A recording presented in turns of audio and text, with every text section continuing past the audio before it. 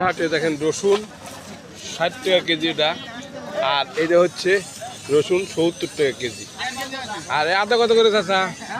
আদা আদা ১৪০। আলু কত করে? আলু হচ্ছে ২০ টাকা কেজি। আর পেঁয়াজ কত করে? পেঁয়াজ পেঁয়াজ হচ্ছে ৯০ টাকা কেজি।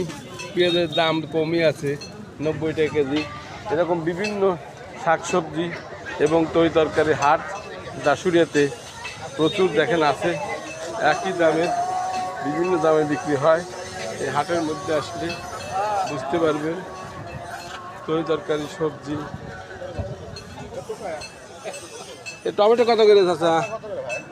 টমেটো ১২০ টাকা কেজি। আর কফি ৫০ টাকা কেজি। বেগুন কত করে? বেগুন আর মূলা? এই দেখেন বিভিন্ন তরি তরকারি আছে, মোটামুটি সবুজ শাকসবজি সস্তা দামে পাওয়া যাচ্ছে দাসুরিয়া হাটে। এরকম এটা কত করে কেজি?